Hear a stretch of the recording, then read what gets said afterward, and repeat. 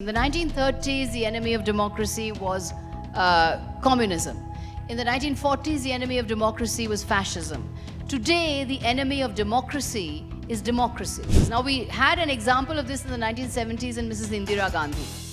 And we have another example in Mr. Narendra Modi. Today's government, led by Mr. Narendra Modi, is similarly a personality cult and an elected authoritarian government.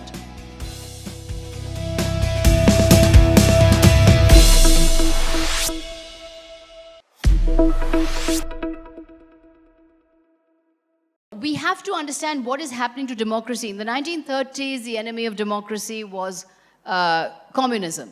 In the 1940s, the enemy of democracy was fascism. Today, the enemy of democracy is democracy. It is democracy which is the enemy of democracy, because through the democratic system of elections are coming these elected autocrats who are imposing their own personality cult on democracy and turning their backs on democratic processes. Now, we had an example of this in the 1970s in Mrs. Indira Gandhi. And we have another example in Mr. Narendra Modi, which is why I think Narendra Modi should call himself Nar Indira Modi.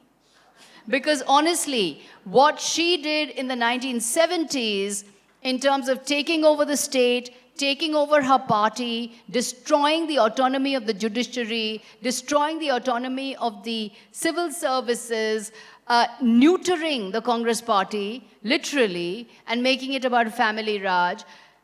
In the same way, today's government, led by Mr. Narendra Modi, is similarly a personality cult and an elected authoritarian government, which is elected, but is authoritarian. It's turning its back on democratic processes. And I think the reason why this trend is happening all over the world, because you see it in Mr. Donald Trump, you see it in Vladimir Putin, Recep Erdogan, Viktor Orban, Jair Bolsonaro. These are all elected leaders turning their back on democracy. They've interpreted democracy as majoritarianism. Majoritarianism is not democracy. Just getting an elected majority is not democracy, because elected majorities change. Today you could be voting for X, tomorrow you'll vote for Y.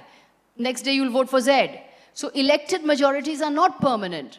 So that's why democracy protects the minority, or protects the individual who is the minority, because minorities also change. This is not majority-minority in terms of religion, but minority in terms of opinion.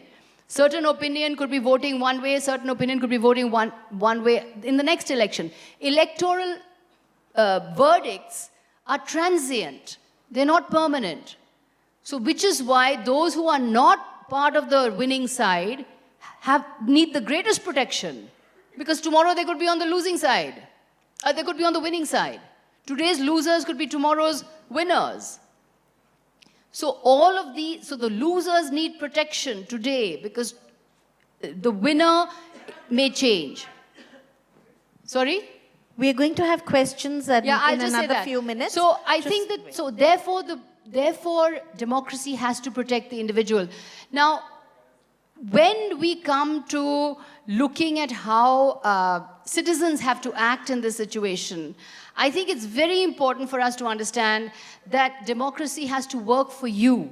I think the Aam Aadmi Party experiment, and I'm not in favor of any political party. I think all political parties are pursuing power and should be kept at arm's length. But the Aam Aadmi Party in Delhi has achieved a certain service model of service delivery because citizens have forced it to deliver services. That you have to deliver the schools, and you have to deliver the mohalla clinics, and you have to deliver the roads, and in return we'll give you the vote.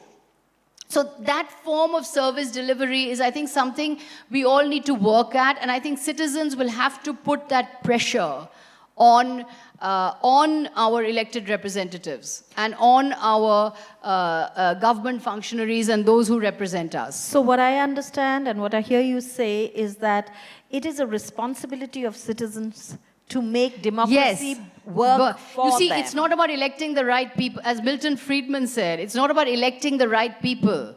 It's about making sure that even if the wrong people get elected, they do the right thing. Right? There's no right people and wrong people. Whoever you elect should do the right thing. So whoever you elect should be incentivized to do the right thing, not to spread hatred, not to spread communalism, not to spread anger among the people, but to deliver on the basics of justice, schools, education, and on the livelihoods of people. So citizens have to incentivize politicians to deliver these things.